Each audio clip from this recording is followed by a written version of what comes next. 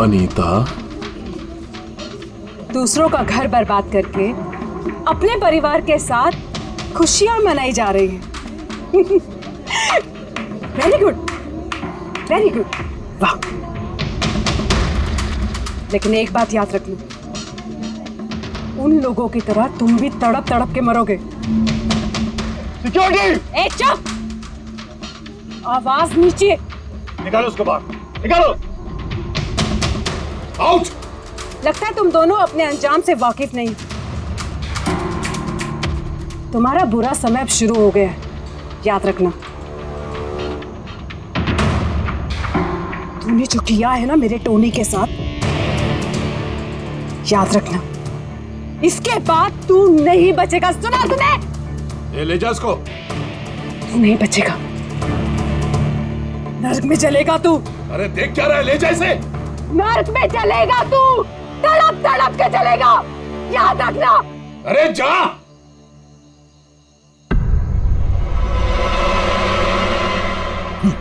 Let's enjoy Rohan.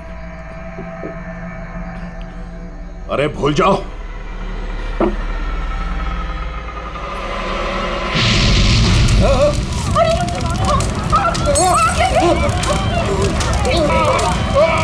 Dilip और रोहन जिस case में फंसे थे, उसी केस में कोर्ट ने टोनी को सजा दी थी। अच्छा, किस किस को पता था कि आप लोग यहाँ रेस्टोरेंट में आने वाले हैं? पता नहीं सर। अच्छा, दिलीप जी के आने से पहले इस चेयर के आसपास किसी को देखा था क्या? किसी अनजान आदमी को? नहीं सर, किसी को नहीं देखा सर।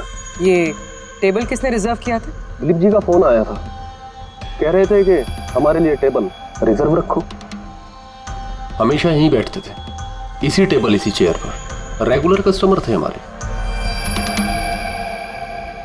किसी को पहले से पता था कि दिलीप यहाँ इसी टेबल पे बैठेगा? सर, कुर्सी के पास तो ऐसी कोई चीज नहीं है जिससे आग लग सकती हो। कमाल की मिस्ट्री है यार। सीसीटीवी कैमरा,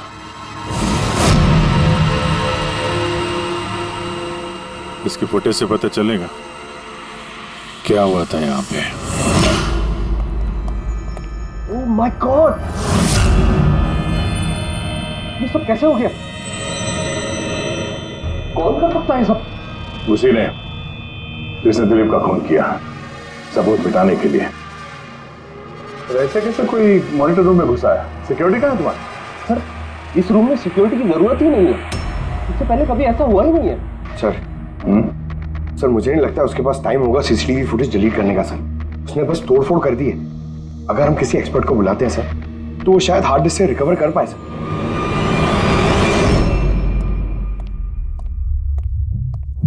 सर, सर 9 साल पहले दिलीप और रोहन का एक थिएटर था जिसमें आग लग गई थी। एग्जिट और एंट्री डोर बंद होने की वजह से इस आग में 12 लोग जल के मर गए। विक्टिम्स की फैमिली ने केस किया तो इन्वेस्टिगेशन में पता चला कि उस वक्त एक गार्ड ड्यूटी पे था। हाँ, टोनी। हाँ सर, कोर्ट में साबित हो गया कि टोनी ने बहुत शराब पी रखी थी और शराब के नशे में वो इतना धुत था कि वो इमरजेंसी एग्जिट भी खोल नहीं पाया। हाँ, मगर इस टोनी की बीवी अनीता ये मानने को तैयार ही नहीं कि गलती टोनी की है। सर, सिर्फ उसका ही नहीं, बहुत सारे न्यूज़पेपर आर्टिकल्स ने भी कोर्ट के इस फैसले के खिलाफ आवाज़ उठाई थी। जब ये हादसा हुआ था उस वक्त दिलीप और रोहन के खिलाफ सॉलिड एविडेंसेस थे, लेकिन फिर केस चलता रहा। 9 साल हो गए। कुछ विटनेसेस ने गवाही बदल दी और कुछ कंट्री से बाहर चले गए। सर, दिलीप और रोहन ने जरूर पैसे और पावर का इस्तेमाल किया होगा और यह बात टोनी को पता चल गई होगी। उसी ने भेजा होगा अनीता को दिलीप को मारने के लिए। पर फ्रेडी, जब अनीता वहां थी ही नहीं तो आग लगाई कैसे? नहीं, सिक्योरिटी वालों ने तो उसे बाहर निकाला था रेस्टोरेंट में से। ऐसी कौन सी चीज है जो अचानक आग लग सकती है? सर, शायद डॉक्टर सालुंके हमारी मदद कर सके, या फिर अनीता।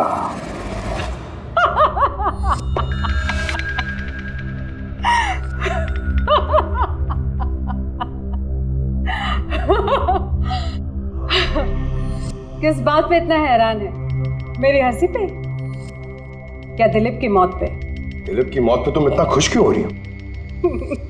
अब मैं खुश नहीं होंगी तो और कौन होगा?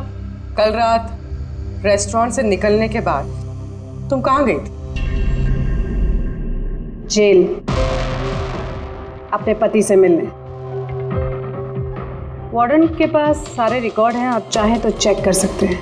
वो तो हम करेंगे, और ये भी कि आखिर तुमने वो आग लगाई कैसे? कोई काला जादू किया तुमने? दिलीप को अचानक आग कैसे लग गई? काला जादू आता तो जरूर करती, पर मैं बहुत खुश हूं। ये दिलीप भी उसी तरह तड़प तड़प के मरा है जिस तरह 9 साल पहले वो बेकसूर लोग मरे थे, जिसकी सजा मेरा पति टोनी भुगत रहा है। तुम ये कैसे कह सकती हो कि टोनी की गलती नहीं थी? तुम तो वहां थी नहीं। मैं वहां नहीं थी, लेकिन टोनी यहाँ था। उस दिन उसकी तबीयत खराब थी। उसने अपने मालिकों से, रोहन और दिलीप से कहा वो जल्दी घर आ गया आग लगने से पहले। गलती उन दोनों की थी। अरे पुराना दरवाजा ठीक ही नहीं करवाया, जिसके कारण वहां आग में वो लोग झुलस के रह गए। मेरे पति की गलती नहीं थी, उन दोनों की थी। तो बहुत गुस्सा आया होगा ना तुम्हें? दोनों को मारने का भी मन किया होगा। 12 लोग मरे हैं वहां। मुझसे कहीं ज्यादा गुस्सा उन लोगों के परिवार वालों को आया होगा, पर वो बहुत खुश होंगे अब दिलीप की मौत की खबर सुन के। बहुत खुश होंगे। वो लोग और भी खुश हो जाएंगे जब रोहन चल के मरेगा।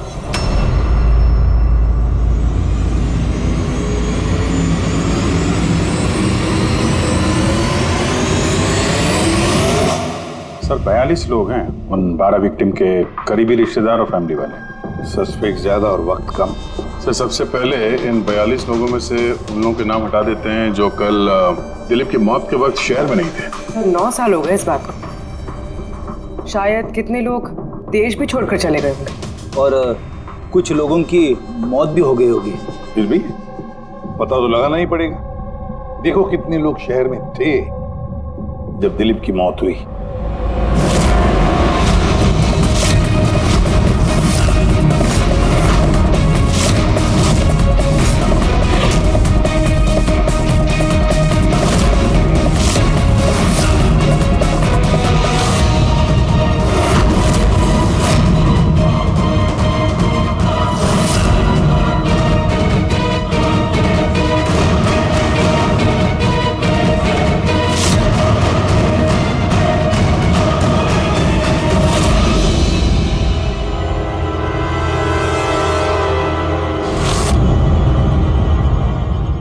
हाँ पंकज, कितने बजे?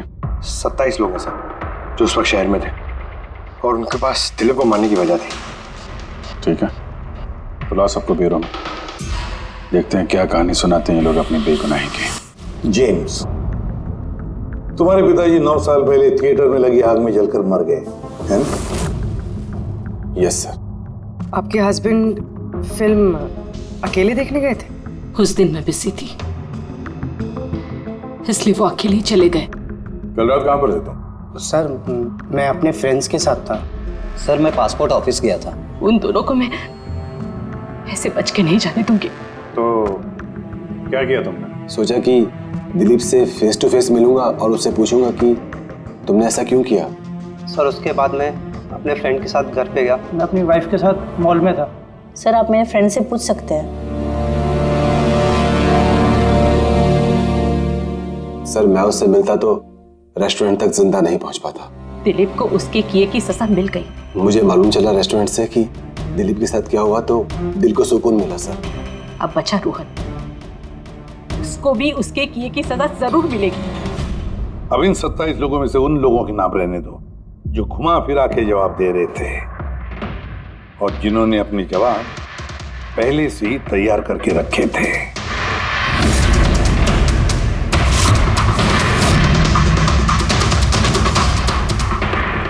सर अब 15 बजे। अब इन 15 लोगों को उस दिन के बारे में पूछते हैं जब 9 साल पहले थिएटर में आग लगी थी। देखते हैं किसे सबसे ज्यादा गुस्सा आता है, कौन मुंह फेर लेता है। सर, मेरा भाई 10वीं पास हो गया था। उसने कहा पार्टी देनी है, दोस्तों को पिक्चर दिखाना है, पैसे दो। सर, मैंने वो पैसे उसे दे दिए। काश वो पैसे मुझे उसे देने नहीं चाहिए थे सर। जिसने भी ये किया बहुत अच्छा किया। आज मैं खुश हूं, आज मैं बहुत खुश हूं। कुमार साहब, आप यूनिवर्सिटी में फिजिक्स के प्रोफेसर हैं, है ना? Yes sir, head of the department physics. लेकिन मेरे खुद के बेटे को पढ़ाई में कोई इंटरेस्ट नहीं था। बहुत डांटता था मैं उसे, लेकिन अनिकेत के ऊपर कभी कोई फर्क नहीं पड़ा। एक नंबर का बदमाश बन गया था वो।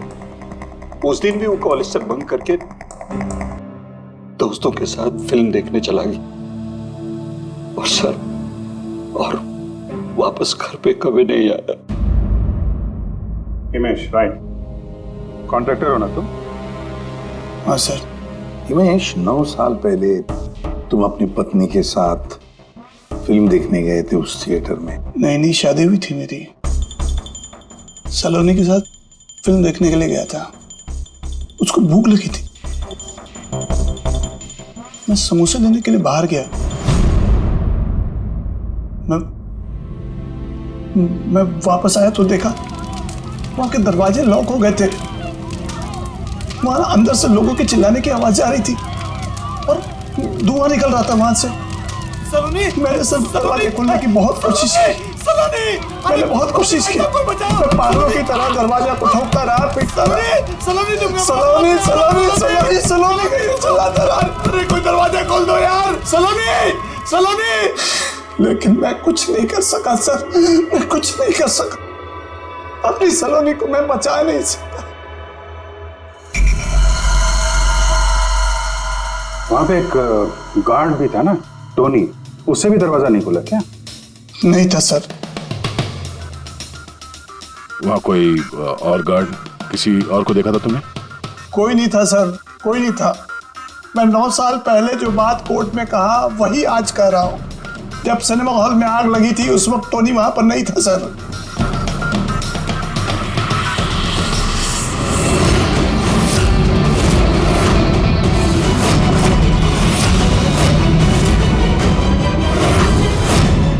सर, ये है हमारे फाइनल 15 सस्पेक्ट जो दिलीप को मार सकते हैं। सो कॉप्स कह रहे थे कि फायरमैन को भी पता नहीं चला कि आग का एग्जैक्टली सोर्स क्या था।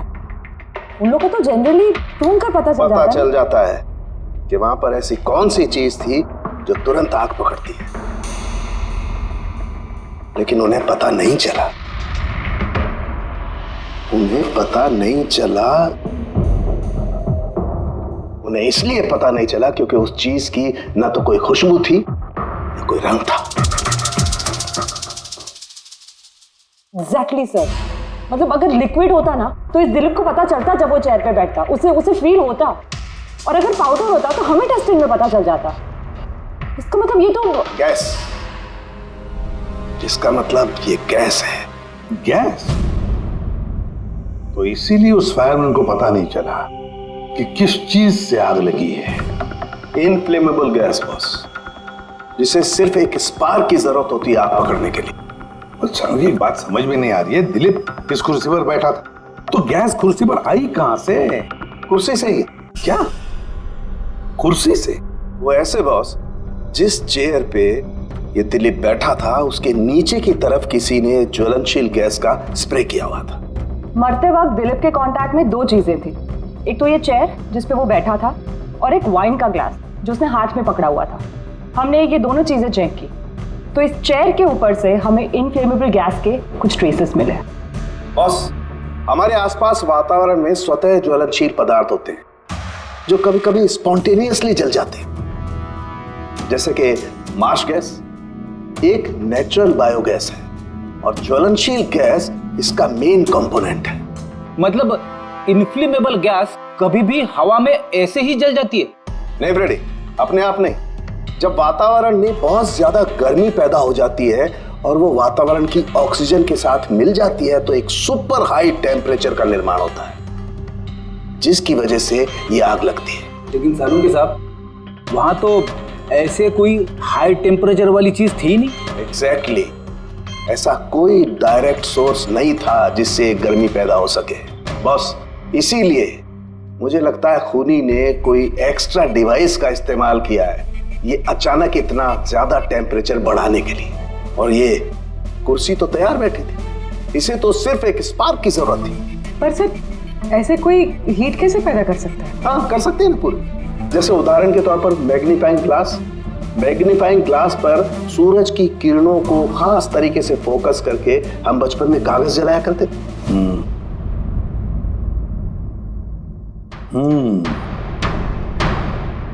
लगता है इस रेस्टोरेंट में फिर से जाना पड़ेगा, पता लगाना पड़ेगा किस चीज से आग लगी।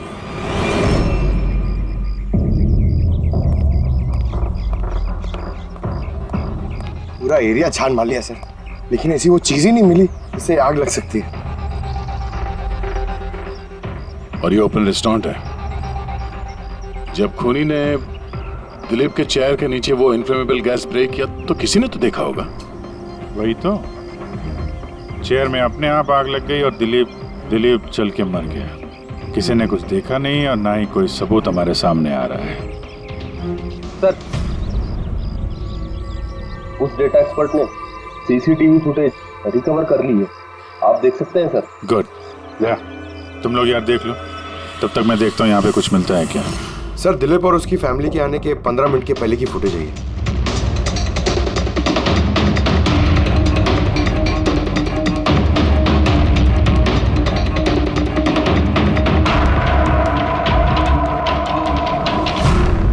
ये कुर्सी चेंज कर रहा है। इसका कोई दूसरा एंगल है क्या? इसी टाइम का चेक करो। एक मिनट सर।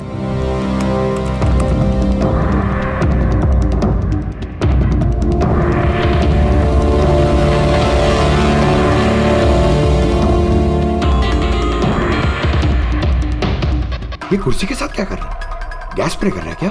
हाँ, उसने अपने चेयर पे गैस स्प्रे किया और उसने अपनी कुर्सी को उस कुर्सी से बदल दी जिस पे दिलीप बैठने वाला था।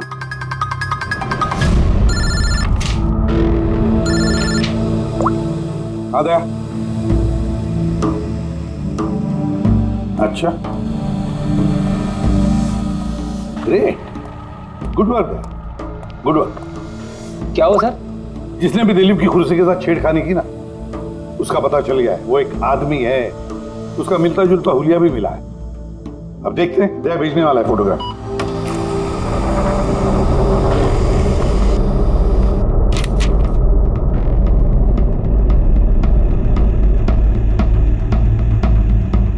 खूनी इन बचे लोगों में से ही कोई एक है, इन्हीं में से एक। और अब इसका अगला शिकार रोहन है।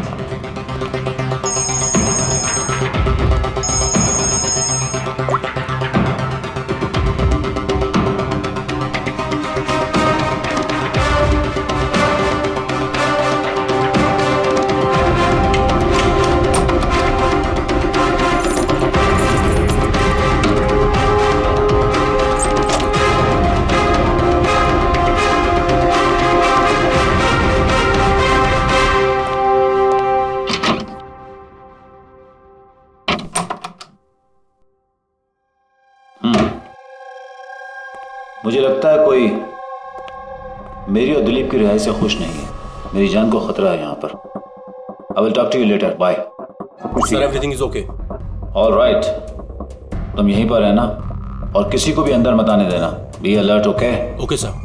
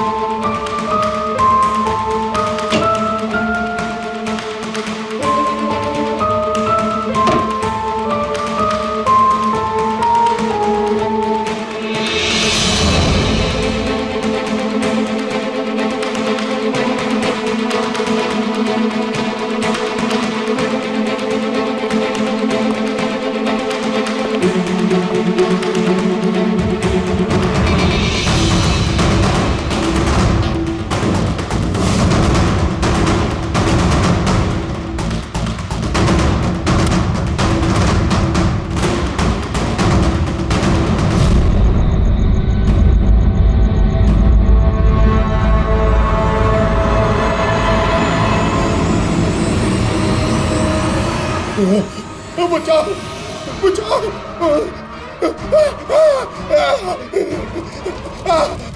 बचाओ परे परे बचाओ बचाओ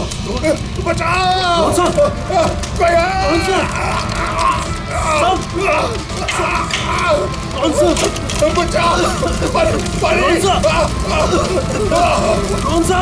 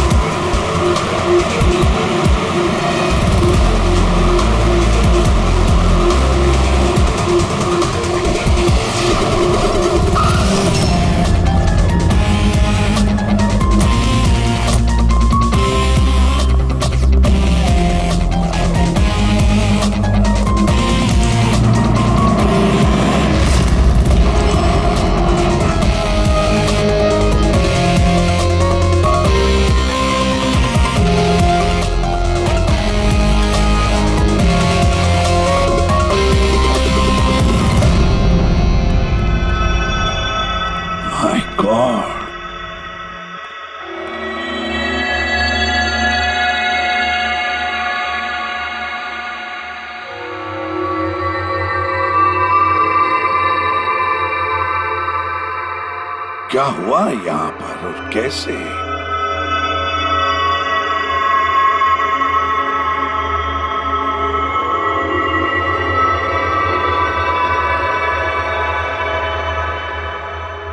यहाँ पर भी और किसी किस्म की कोई स्मेल नहीं है, इस जली हुई लाश की बदबू के। यानी ये मर्डर भी इन्फ्लेमेबल गैस से हुआ है? शायद। ये सब हुआ कैसे? हाँ?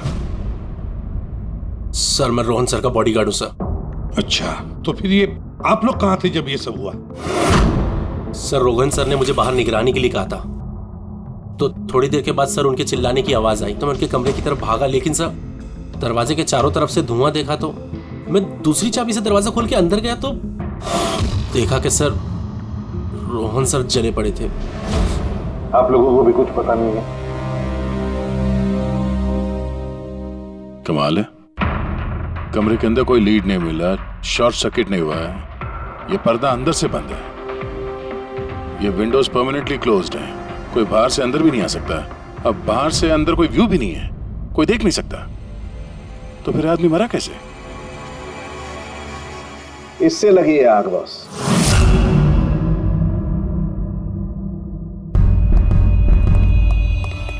ये इस चीज से ये है क्या सर? फिलामेंट है। फिलामेंट? इलेक्ट्रिक बल्ब के अंदर का फिलामेंट।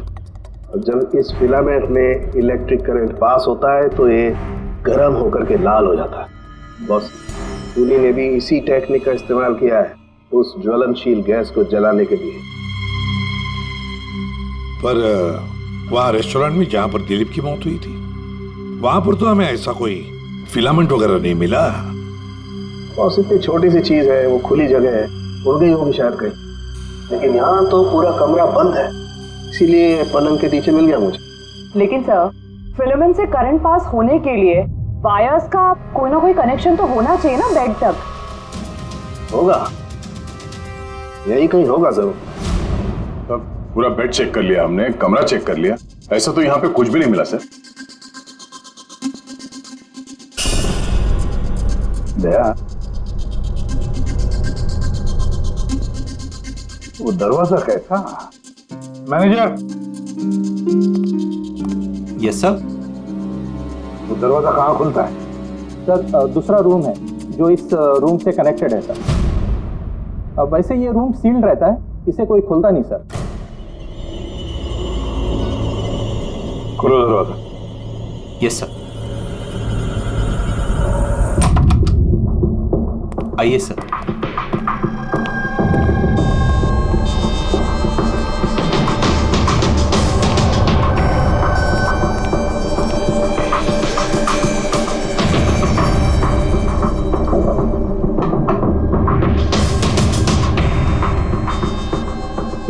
मैनेजर साहब, किसका कमरा है ये? कौन रहता है इस कमरे में? गेस्ट है कोई सर, डिटेल्स चेक करनी पड़ेगी। मंगाओ। Okay sir.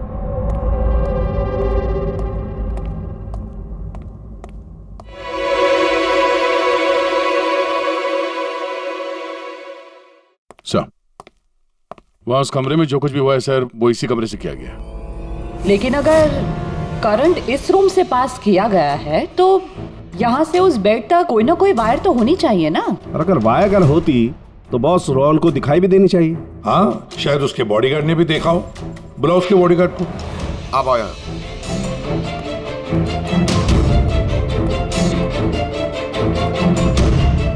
एक बात बताओ, जब तुम रोहन के कमरे में आए थे तब कोई वायर देखी या इस दरवाजे से उस कमरे में जाते हुए कुछ भी? नहीं सर, रोहन सर के रूम के अंदर जाने से पहले मैंने रूम को पूरी तरह से चेक किया था सर, लेकिन वायर जैसी कोई चीज उस रूम में नहीं दिखाई दी। ठीक है, जाओ तुम। जो कुछ भी हो दया, खूनी ने इसी दरवाजे का इस्तेमाल किया। इस दरवाजे से वो रोहन के इस कमरे में आया, उसने बेड पर इन्फ्लेमेबल गैस स्प्रे किया और किसी भी तरह से फिलामेंट को करंट दे दिया। बस फिलामेंट गर्म हो गई और इन्फ्लेमेबल गैस ने आग पकड़ ली, रोहन की मौत हो गई।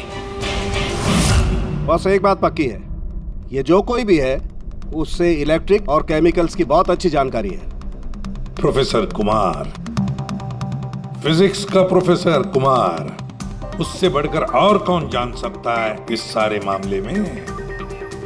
दया, अच्छा इस प्रोफेसर कुमार से मिल लो। दया, मैं भी चलता हूं तुम्हारे साथ।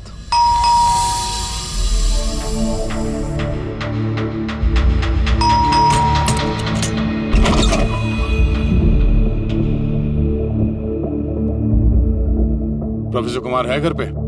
हाँ है, लेकिन आप लोग? सीआईडी सब ठीक तो है ना साहब?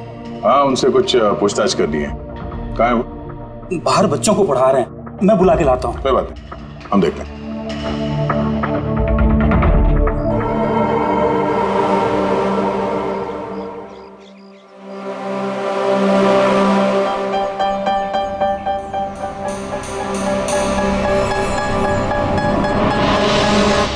मिस्टर कुमार, हमें आपसे कुछ पूछताछ करनी है। पूछिए, क्या पूछना है? इसे पहचानते हैं? ये तो फिलामेंट है। गुड, सही पहचाना आपने।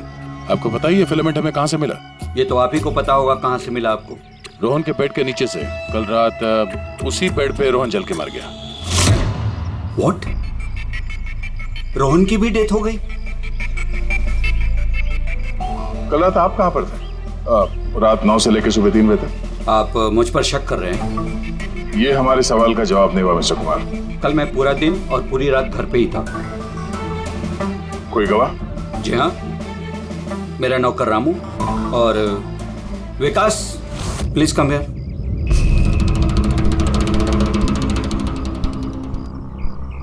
Yes sir. इन्हें बताओ मैं कल कहाँ था। सर हमारे एक्स्ट्रा क्लासेस ले रहे थे, यहीं पे सर। कितने बजे से कितने बजे तक? सर शाम के 6 बजे से सुबह के 5:30 बजे तक। सर हमारे एग्जाम आने वाले हैं ना, तो हमने ही सर को रिक्वेस्ट किया था एक्स्ट्रा क्लासेस लेने के लिए। ठीक है सर, तुम जाओ बेटा। सर मेरे 5 स्टूडेंट्स और भी हैं जो कल सुबह 9 बजे से लेकर 5:30 बजे तक हमारे साथ थे। कहें तो उनको बुला लूं? ठीक है। अब मैं जा सकता हूं सर, बच्चों को पढ़ाना है। Please please. Thank you.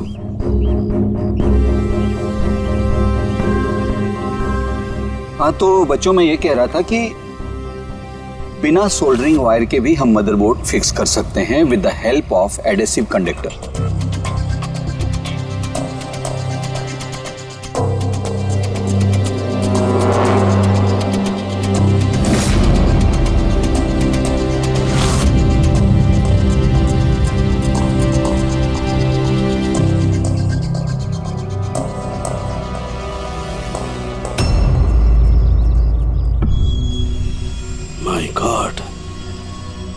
My God यार, ये क्या बात? क्या?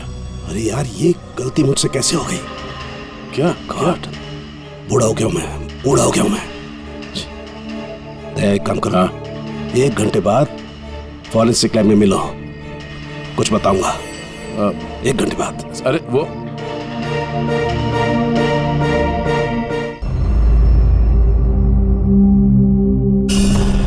लो बस एक काम करो, इस स्विच से इन बल्ब्स को जलाओ। इस स्विच से?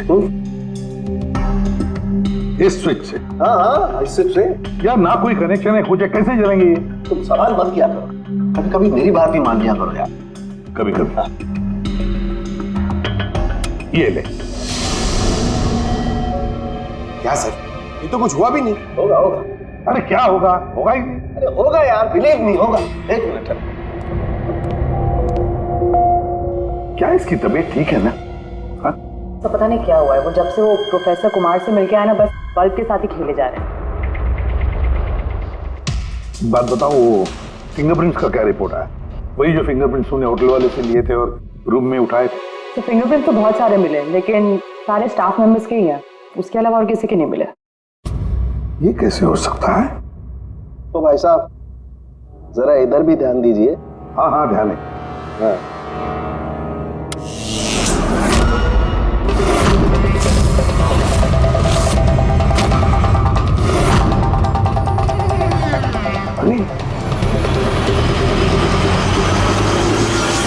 सर ये बल्ब जलने कैसे लगे?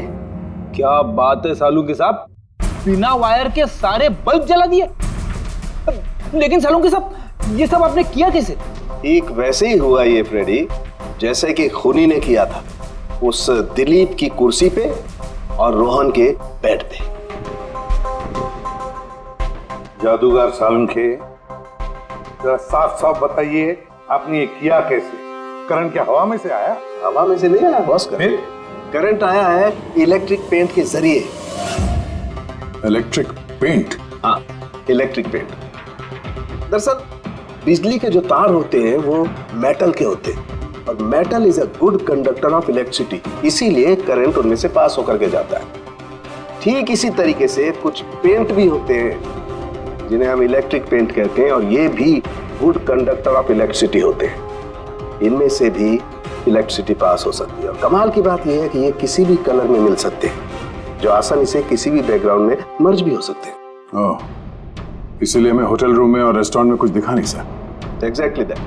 खूनी ने दरअसल होटल के कमरे का और रेस्टोरेंट के फ्लोर का, दोनों का कलर इस कलर के साथ मैच किया, इसीलिए हमें दिखाई नहीं दिया। तो ये इलेक्ट्रिक करंट, आई मीन ये जो इलेक्ट्रिक पेंट है, ये आसानी से मिल जाता है? हाँ मिल सकते हैं।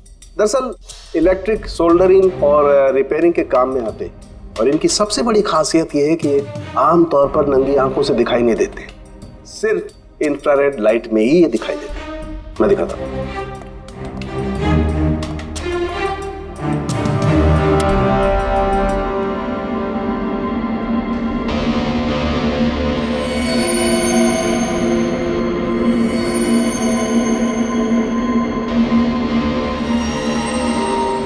देखा बॉस? हाँ, खूनी ने भी ऐसे ही इस इलेक्ट्रिक पेंट का इस्तेमाल किया और ये सर्किट बनाया।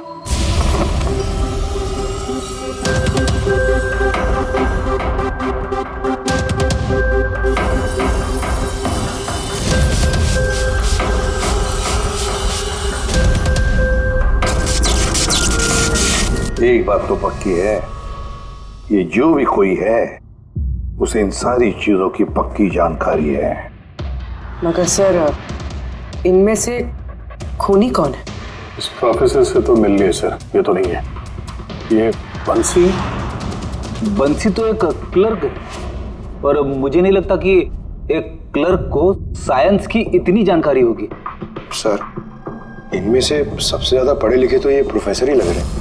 कोई ऐसा जो प्रोफेसर जितना इंटेलिजेंट तो नहीं है, लेकिन इसे इन सब चीजों की जानकारी है।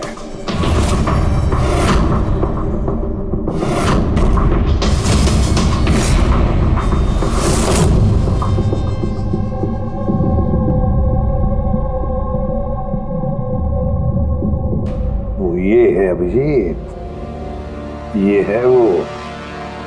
याद है क्या कहा था इसने, कि क्या काम करता है?